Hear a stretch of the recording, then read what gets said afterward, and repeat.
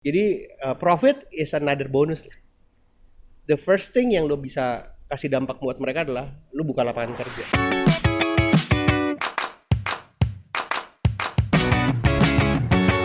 Pas gue keluar dari kantornya, satpamnya di depan manggil gue.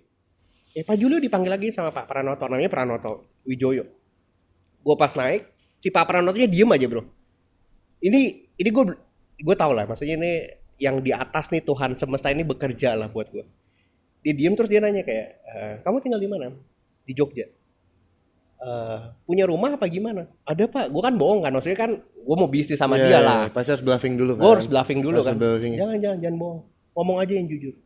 Oh dia bisa lihat tuh. Dia kayak gitu, gue bilang, oh iya Pak saya di rumah pengajian. Tidurnya di mana?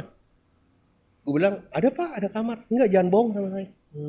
Gue bilang, oh gila sih.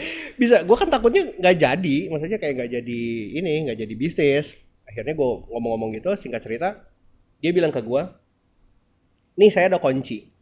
Kuncinya serenceng, terus dia kasih ke gue. Dia bilang, ini saya baru beli rumah 6. Ini tanda jadi kita bisnis. Dalam hati gue, bohong. Masa 6, satu aja gue nyari susah. Ini 6 bro. Akhirnya gue bilang, gue gak percaya. Hari itu gue pinjam uang nyokap untuk ke Jogja pakai pesawat. Karena biasa gue naik kereta, ekonomi 100.000. Gue naik pesawat dan gue lihat alamat rumahnya yang dikasih. Di depan itu gue nangis bro. Jadi waktu Jogja gue kan banyak waktu untuk keliling. Dan gue selalu lihat rumah gitu ya. Kayak gue berdoa di depannya, one day gue punya ini. Dan lu bayangin, rumah yang dikasih itu rumah yang gue doain bro. Anjir. Yang gue bilang, one day gue mau punya rumah di sini. Tuhan gak kasih 1, Tuhan kasih 6 bro. Berjejer 6. 43 rumah dalam satu klaster, 6 itu punya gue. Dan itu untuk apa dia ngasih? Dan itu tanda jadi kita berbisnis. Oke. Supaya lu tidur nyenyak, lu punya tempat tinggal, kayak gitu-gitu. Tapi kasihnya 6. Apa menurut lo yang lo bisa mendapat hati dia waktu itu pas? Gue nggak tahu sih bro. Gue nggak tahu. Di situ gue cuman punya niat baik aja. Gue pengen kayak apapun yang gue kerjakan benar, gitu aja sih. Ya meskipun bisnisnya abis itu gak jalan, abis itu rumahnya gue balikin, ya kan gue masih terlalu bocah untuk kayak ngejalanin. Dia bilang kayak lu nggak usah mimpi jadi Louis Vuitton dulu, yang kecil dulu aja lu kerjain. Misalnya kayak lu ke IO gitu terus lu bikin part-part kecil kayak gitu-gitu, daripada lu mikir terlalu gede, lu step kecil dulu aja lu. Gue nggak mau. Gue bilang harus dream big. Langsung dream big. Ternyata nggak jalan. Berapa lama tuh relationshipnya? 1,5 tahun. 1,5 tahun. Gitu. Nah disitulah akhirnya umur 18 gua cabut, gua balik ke Cirebon untuk bantuin bokap. Bantuin bokap untuk apa tuh bro? Gue bikin rotan, jadi kayak bikin rotan, finishing rotan kayak gini-gini nih. Oh, ini udah mulai Ini kan rotan asli nih. udah mulai masuk kelapa-kelapa. Belum, jadi gue ini dulu 3 bulan. Rotan. Nggak lama bisnis bokap tuh bangkrut gara-gara Cina keluarin yang sintetis. Ini kan asli nih, Cina keluarin yang sintetis. Jadi semua bisnis di Cirebon yang rotan-rotan gini, mati semua. Dan lebih murah pasti kan dari Pasti Cina. lebih murah kalau kayak gini bro, lu outdoor itu tuh suka ada jamur-jamur di sela-sela sini. Kalau di Cina nggak ada. Kalau yang sintetis nggak ada karena jamur kayak bakteri gitu kan nggak mungkin nempel sama plastik. Lu semprot aja udah pasti hilang semua kan. Akhirnya bangkrut, habis tuh. Terus di situ akhirnya gue bingung kan mau ngapain kan. Tetangga kampung kan tinggalnya di kampung. Mas Julio mendingan kita jualan arang aja. Jualannya kan tukang sate katanya. Terus gue bilang gimana caranya? Gue sih boleh-boleh aja kan ada. Yang buat ngebakar itu. Iya buat bakar sate. Iya. Terus gue sih mulai aja, gue nggak ada kerjaan kok. Akhirnya gue jam 4 pagi bawa mobil bokap Grand Max yang belakangnya buntung. Itu keliling pasar. Kalau di pasar itu ada yang bikin santan tuh tempurungnya dibuang-buangin. Nah digarung-garungin kan itu gue beli terus gue bakar. Jadi arang gue jualannya ke tukang sate. Untungnya cuma 500 perak sekilo gitu-gitu. 500 perak sekilo. 500 perak. Tapi akhirnya gue berpikir gue harus quantity banyak kan. Makanya gue cari orderan ke Jakarta. Gue dapat orderan di Bandar Jakarta, terus Jimbaran Ancol, sama Rumah Kayu Ancol. Gimana tuh prosesnya? Lu datang ke sana bawa proposal juga? Iya, bawa proposal, gue bawa sampel kayak gitu-gitu. Tapi kan mereka pasti udah ada supplier Mereka sendiri udah supplier. Gimana lu Nyoba bisa? bro, kasihan modal kasihan. Iya, kasihan lainnya anak, udah jauh-jauh. Gue bilang gue dari Cirebon loh pak, gitu. Padahal gue punya rumah di Jembatan 2, maksudnya dekat Tapi juga. harga lebih murah atau enggak? Sama aja. Cuman dari situ gue bakar, akhirnya kan mau kan, kurang lebih per 3 hari gue harus kirim 1 ton. 1 ton tuh 1 mobil Grand Max, pas. Nah itu setiap hari gue harus bakar sendiri, ngumpulin sendiri dari pasar, terus ngirim sendiri ke Jakarta. Jadi setiap ngirim tuh gue ngirim harus di atas jam 12 malam. Kalau enggak polisi karena dia karungnya banyak kan ke atas. Lu bayangin kan, kayak lu udah nyetir capek masukin sendiri, gua nyetir nih bro, itu sampai halusinasi lihat naga, lihat burung. Bener. Lu tidur berapa jam dong emang dulu? Iya, karena gue tidur di ini namanya Hotel Merah Putih, Iya. Pertamina bro. Jadi Itu kecium. kayak gue udah capek, gue pasti tidurnya di Pertamina di mobil. Udah kayak supir, udah beneran supir truk. Dan itu kecium terus kan tuh air. Makanya dari situ gue balik ke Jakarta, nyampe jam 5, nungguin jam 6, jam 7 gue unloading, gue balik lagi ke Cirebon kayak gitu. Sampai akhirnya gue harus kayak upgrade ini produk jadi apa. Gue belajar di internet, ternyata ini jadi briquette yang buat sisa. Nah awalnya itu kan maksudnya cuma buat panggang-panggang sate, ikan gitu doang kan. Buat sisa itu kan. Nah sisa ini ternyata masuknya ke cigarette industry, ke industri rokok. Oke. Dia tuh harus ada ini, kalau nggak ada ya sisa nggak ada gitu loh. Makanya gue di situ gue belajar kayak di internet gimana sih caranya, dan gue punya ide bro, gue harus belajar dari pabrik dong. Gue nggak boleh belajar dari internet. Abis itu gue telepon pabriknya, saya pengen belajar. Semua nggak ada yang mau terima. Maksudnya ya ngapain sih? Lu pengen tahu rahasia orang kan? Akhirnya gue ganti strategi. Iya. Gue bilang gini, saya punya buyer pak. Saya representatif buyer dari US. Padahal enggak. Kalau yang nonton ini gue malu sih. Tapi ya gitu, kayak akhirnya gue diajarin, ih caranya gini, gue rekamin. Oh mesinnya gini flow-nya. Sampai akhirnya gue udah dapet rasanya, udah belajar, udah ngerti. Gue kasih ke teman bokap, bengkel motor yang tukang bubut. Tapi bikinnya proyeksi doang, modalnya berapa gitu-gitu. Nah di situ gue baru cari investor. Investornya tuh satu bro, satu-satunya orang yang gue kenal punya uang, itu teman bokap. Setiap hari minggu, gue pasti datengin rumahnya selama 6 bulan. Ngapain tuh? Ya maksudnya bayar, maksudnya invest dong pak gitu. Tapi Jadi lu 6 bulan perjuangan itu minta 6 duit. bulan. persistensi. Lebih ke nggak punya pilihan sih. Kayak ya udahlah kok gak gini, gue gak ada pilihan lain kan. Nah, jadi tiap minggu tuh pasti tiap minggu lah ada Gue sesuatu cerita, hal yang baru yang lu ini pengen. upgrade-nya gini loh pak, saya udah ada bayar. Kan gue juga bluff kan, kayak gue punya buyer, gue punya supply, padahal kan nggak juga. Maksudnya ongoing lagi dicari, kayak gitu-gitu. Sampai akhirnya dia invest dan dia bilang bukan karena dia suka, tapi karena dia capek didatengin. Tapi buat gue ya gak apa-apa. Sampai akhirnya meskipun kita sudah pecah kongsi, bisnisnya growing kok. Sekarang orderannya banyak juga. Oh, masih berjalan itu. Sekarang masih jalan dan gede. Nah, mungkin kan kita pasti tahu lo nih sebagai orang yang ekspor ya. Cuman before we get into that, gue pengen dong kayak tahu gitu loh, kayak lo kan biasanya nih pivot mulu. Suatu hal baru walaupun mungkin ada yang jalan, ada yang di situ gagal, tapi kan pasti awalnya berjalan kan dari apa MLM, terus busana muslim, terus apa namanya tadi rotan dan lain-lain. Itu kan untuk memulai itu kan pasti lo butuh belajar dan itu kan nggak waktu yang cepat kan. Boleh nggak sih share tips-tips untuk kita sebagai anak muda, kayak gimana sih lo kayak untuk memulai sesuatu yang baru itu habit lo tuh untuk pelajari marketnya tuh gimana, pelajari gue misalnya mau jualan ini, apa yang gue harus pelajari, apa yang itu kan pasti lo mau jualan sesuatu pasti lo takut kan sih awalnya, kayak gue mau pelajari ini pasti waktunya butuh lama, kalau gue ntar pelajarin yang salah nanti wasting time. Betul. Nah itu boleh nggak di share dulu itunya? Dulu gue tidak ada pikiran kayak gitu bro. Oke. Apapun yang di depan mata gue hajar aja. Mulai aja dulu. Gue lakuin yang terbaik. Mulai sponsor nih jangan lupa. Tapi ya kita bukan 3-2 guys. tapi awalnya gitu bro. Jadi karena gue tidak punya mentor, jujur itu wasting time. Jadi yang harusnya lu muter 1 kali, lu jadi muter 3 kali karena lu nggak punya mentor. But the good things adalah gue jadi paham sekali dengan bisnisnya. Kadang-kadang sekarang orang kan bener gue ya, tidak ada yang namanya instan, tapi bisa lebih cepat kalau dia ada mentor. Benar. Tapi minimal nurut. Benar. Kalau misalnya mereka bilang kayak gini karena udah pernah ngalamin, kan tergantung, ada pilihan orang kan, kayak gue mau nurut atau gue ya masa sih gue ngelakuin dulu deh. Nah waktu itu gue pilihannya cuma itu. Ya udah gue lakuin aja karena gue nggak punya mentor. Jadi caranya adalah kalau gue ya, gue lebih kepada ngebakar jembatan gue sih. Gue tidak ada pilihan untuk balik. Apapun yang ada di depan mata gue harus gue kerjakan sebaik mungkin. Nah di situ cara belajarnya adalah ya pasti lo kayak market lu siapa, terus produk lu gimana, bagaimana lu bisa sesuaiin bisnis model yang tepat untuk customer lu, behavior customer lu gimana. Itu kan udah pasti jelas, sekarang tuh harus ada. Kalau lu nggak pengen belajar soal itu ya lo kan wasting time kayak gue. Lo kan muter berkali-kali sampai nemuin formulanya.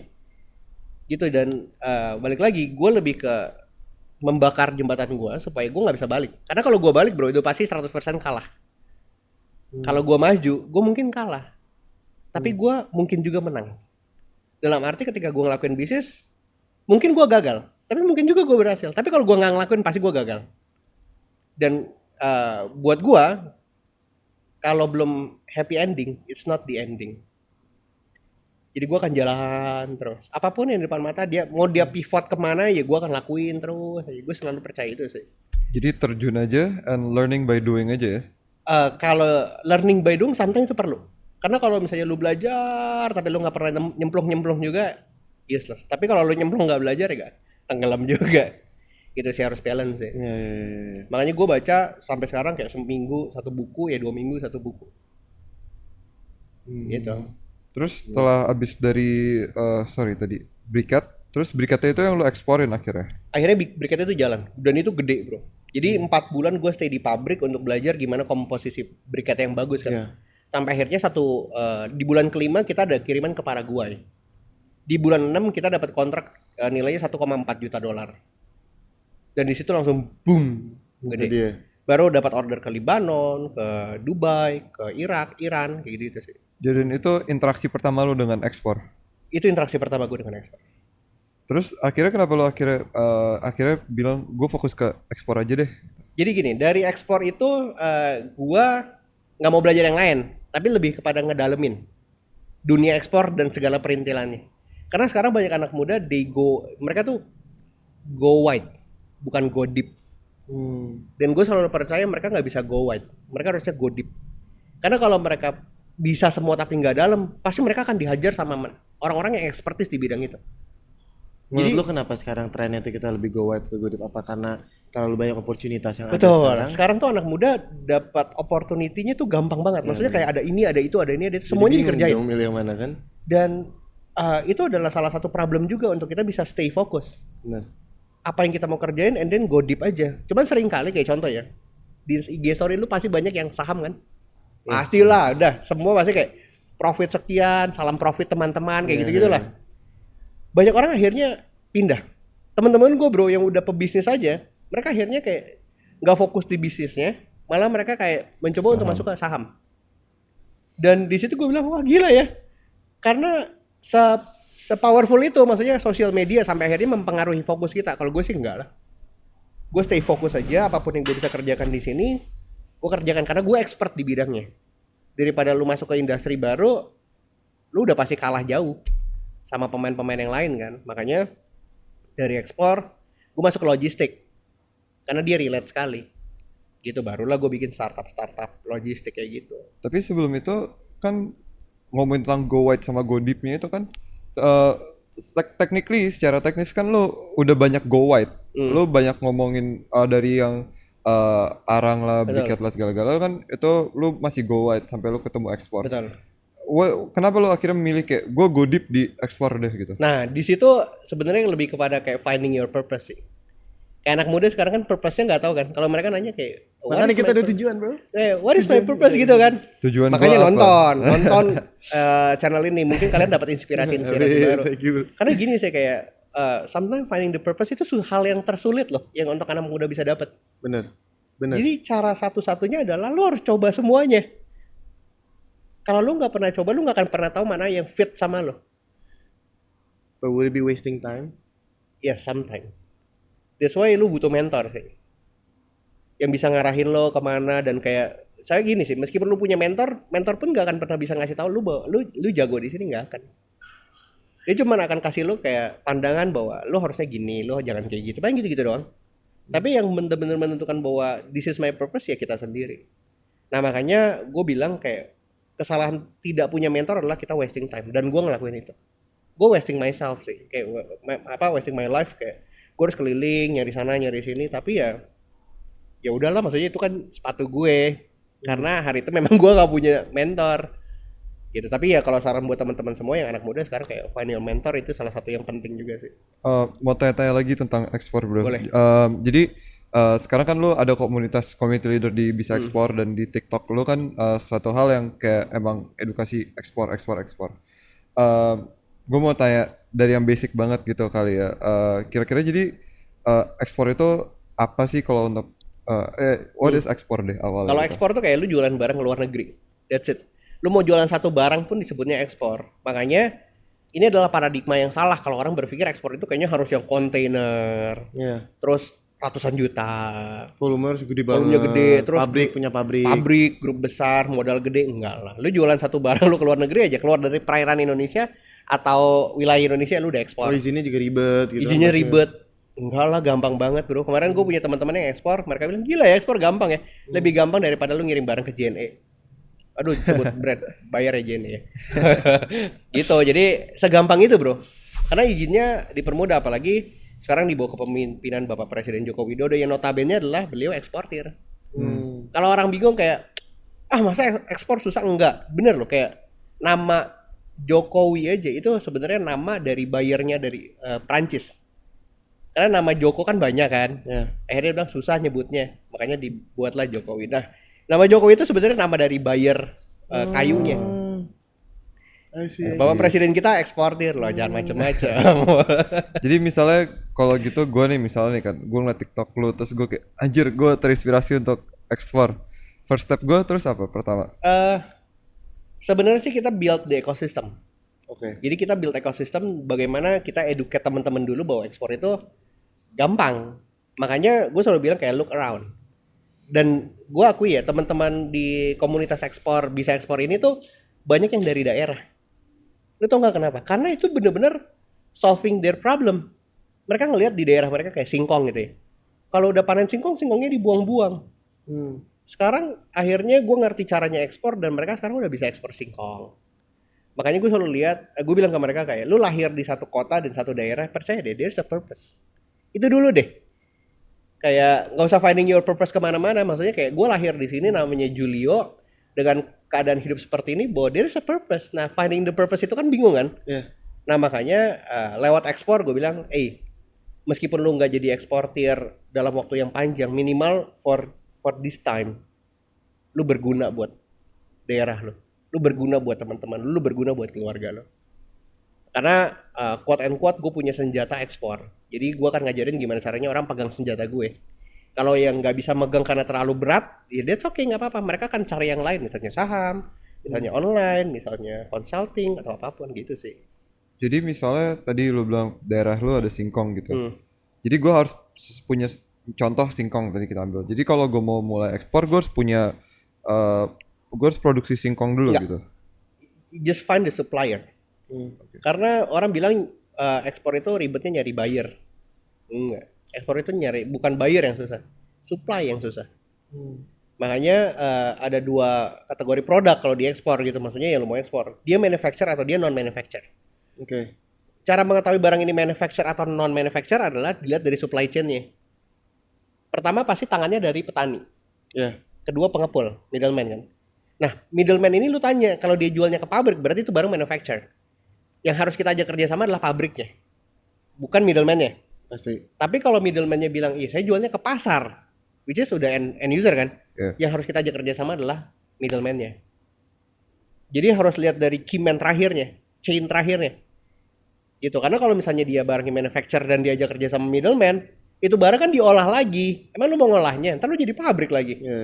Gue tidak menyarankan lu punya pabrik, karena untuk awal-awal ya capitalnya gede, lu ngurusin orang susah, resiko tinggi, kayak gitu-gitu sih. Jadi saran lu pertama kalau misalnya kita mau mulai harus tahu orang yang punya pabrik Betul, dulu. lu punya misalnya middleman-nya siapa atau pengusaha lokalnya siapa, itu dulu yang lu harus kerja sama.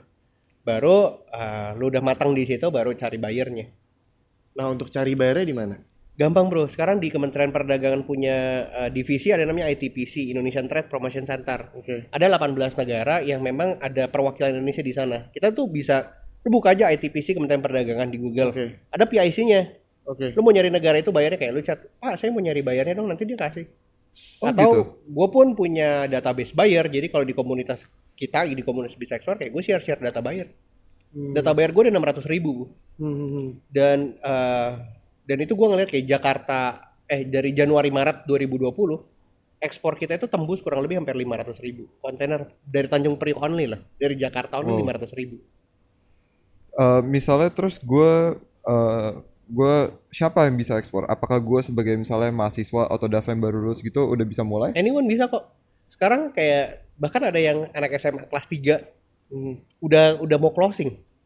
Lu bayangin kayak gue bilang, gila ya. Gue tidak berpikir sampai sejauh itu, sampai bocil itu aja bisa. Ternyata ya memang gue gini, gue bukan akademisi. Iya. Jadi gue nggak bisa bikin cerita. Gue cuma bisa share my story aja. Iya. Caranya stepnya 1 gini, 2 gini, 3 gini. Nah di gue mungkin gue agak kerasa dikit di komunitas ya. Kalau lu ngelewatin step dari yang seharusnya lu lakuin, gue nggak mau jawab. Misalnya gini, kok bayar gimana sih caranya, transaksinya gimana sih, suppliernya mana? Coba gue pengen lihat ininya dong, datanya. Kalau dia bilang dia nggak bisa kasih, gue nggak mau jawab. Oh, sih. Gue tuh bukan yang kayak yes man. Kayak iya semua gue yain, gue jadi good guy gitu ya. Enggak. Gue penasaran deh bro, misalnya tadi lo bilang gitu anak SMA kelas 3 gitu. Emang budgetnya se-easy gitu bro? Kira-kira budgetnya berapa tuh? Nah kalau kita caranya mau gini, mulai ekspor? jadi gue kasih term and condition kalau lo ekspor tanpa modal itu sebenarnya ada satu payment yang bisa lo lakuin namanya telegraphic transfer.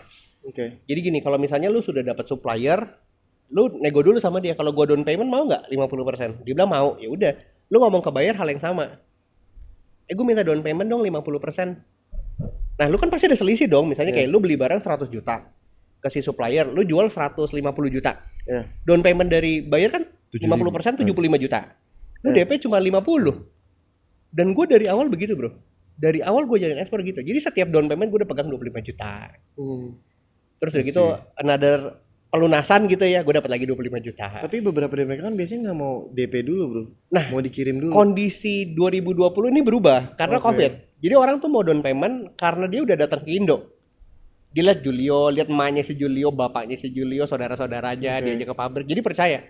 Sekarang kan nggak bisa flight ke Indonesia, tapi bisnis tetap harus jalan kan. Makanya ada satu term lagi yang mereka pakai namanya letter of credit. Jadi letter of credit itu third party-nya bank sebagai jaminan. Oke. Jadi si pembelinya tuh bayar ke bank, terus bank itu kasih rekomendasi ke kita, lu kerja nih, uangnya udah di gua nih. Ya. Nah kerjanya kan butuh modal kan, makanya di Bisa Ekspor ini kita kasih satu ekosistem untuk permodalan. Oh. Tapi basisnya terus harus letter of Semacam credit. P2P fintech gitu nggak bro? Enggak, kita lebih ke financing. Tapi basisnya harus letter of credit. Hmm. Jadi udah ada kontraknya dulu, kalau nggak ada Iya, kontraknya kita kalau nggak ada. bisa. Nah jadi boleh ceritain sedikit nggak simplified workflow-nya? Misalnya nih kayak tadi, gua sama pasnya nih, yuk pas kita mau mulai ekspor. Gua misalnya ke lo nih, ke komunitas kalian gitu, terus belajar, terus kita dapat suppliernya. Bro Julio udah ada nih suppliernya nih. Oke, Gua kemana nih? gue kasih database buyer. Database bayar ya. Nanti lu approach sendiri. Oke. Nah cara approach-nya kan unik kan, macam-macam kan. Nah makanya di komunitas itu kayak banyak materi-materi kayak approach-nya gini, kalau dia nggak gini lo harus gini gitu loh. Kayak lu cara ngitung logistik. Ternyata misalnya supplier lu di desa, Ya. kontainer nggak bisa masuk. Caranya adalah lu harus tarik dulu pakai kontainer kecil keluar. Either kontainernya nunggu di jalan besar atau dia nunggu di pelabuhan. Kayak gitu-gitu sih. Workflow yang benar-benar akan terjadi itu yang dimatengin di sisi supply. Kalau udah oke, gue kasih database buyer. Nanti mereka approach sendiri. Jadi sebenarnya kita itu sebagai eksportir itu adalah seseorang yang make sure kita itu membawa barang dari tempat A ini ke tempat B dengan baik dan aman dengan proses yang jadi kita cuma ngejagain aja ya kira-kira kayak Betul, proses. lu lebih kepada ininya sih, lu lebih kepada businessman. Lu adalah orang yang ngontrol semuanya. Dari market, pembayaran, logistik, lu yang ngontrol. Tapi lu nggak harus punya aset. Secara tidak langsung agregator ya. Lu jadi aggregator. berarti. Dan gue selalu bilang bahwa jadi, contoh lah kayak gini. Kalau misalnya gue sebut brand ya, kalau Traveloka jadi maskapai, trust me, dia jadi maskapai paling kuat di Indonesia. Ya. Karena dia punya database Garuda, database Batik, Sriwijaya, Lion. Sedangkan Garuda belum punya Sriwijaya. Sriwijaya belum tentu punya Lion. Makanya jadi aggregator itu it's a good things di 2020 ke atas lah. Gojek, Tokopedia, Dan trennya kan seperti itu. Trennya kan, seperti Mas. itu, Semua makanya. startup kan kebanyakan besar gara-gara betul. agregator kan. Jadi aset mereka adalah orang lain. Ya. Dan gue berpikir kalau gue implementasi itu di ekspor jalan nggak ya? Ternyata it works bro. Dari Agustus kita udah start sampai Desember success rate kita di kurang lebih hampir 10% dari 20 ribuan member. Sorry, gue mau nanya balik lagi deh tentang kayak misalnya tadi yang tadi kan stepnya tentang ekspor adalah pertama kita cari supply-nya gitu-gitu. Setiap kali kita mau tahu ada supply harus ada demand-nya gitu kan. Betul. Tapi gimana misalnya kalau gue sama Dava bilang yaudah kita cari supply. Tapi gimana cara kita Belum tahu demand-nya. bisa tahu ada demand-nya atau enggak? Betul. Nanti udah ketemu terus percuma nggak ada Betul. demand-nya. Jadi Tapi kan cara ada database ya kan. Nah, jadi caranya lalu validasi dulu produknya apakah itu bisa diekspor atau tidak. Cara memvalidasi produk tuh gampang banget, bro. Lu buka ke Google, Lu tulis ekspor singkong dari Indonesia. Kalau artikelnya banyak, itu barang valid, legit. Dan ada ceritanya tuh. Ekspor singkong Indonesia sudah tembus 5 negara. Vietnam, Malaysia, Thailand, Singapura, Myanmar misalnya kayak gitu. Berarti ada marketnya. Dan itu barang bisa diekspor. Kalau misalnya lu nyari barang dan lu mau ekspor, ternyata tidak keluar di artikel, berarti itu belum ada pemain. Ada 2 pilihan. Apakah memang tidak ada marketnya, atau nggak ada yang tahu caranya. Kalau gue sih ngeliat lebih gak ada yang market. Karena kan kalau tahu caranya kayak udah mulai masih udah banyak lah. Iya. Gitu. Jadi cara validasi produk bisa diekspor atau enggak, demand-nya atau enggak, ya lu validasinya di Google. Gampang banget, Bro. Gitu. Kalau karena artikel pasti ada. Lu bawang lah, lu apalah yang aneh-aneh pasti keluar. Kalau yang nggak ada berarti nggak ada market. tapi kayak komunitas itu akan membantu kita benar-benar memulai nggak? Betul, pasti. Kayak misalnya memulai dari nol, dari zero knowledge. Betul. Jadi sebenarnya sih mimpi gue ya di komunitas itu adalah ketika mereka sukses, mereka buka lapangan kerja. Karena tadi yang gue cerita di 2016 gue hidup sama mereka, sama petani gitu ya. Lo tau nggak mimpi mereka satu? Mereka bisa jual produk dengan harga yang layak. That's it. Mereka nggak mimpi punya Lamborghini. Mereka nggak mimpi punya rumah gedung, enggak bro. Mereka mimpi dapat uang layak, punya untung sedikit, mereka bisa sekolahkan anaknya keluar dari Maluku, misalnya di Jakarta, di Surabaya, itu doang mimpinya. Dan gue berpikir kalau misalnya teman-teman eksportir ini sukses dari bisa ekspor, gue selalu bilang ke mereka, lu kalau bisnis tetap harus pakai hati.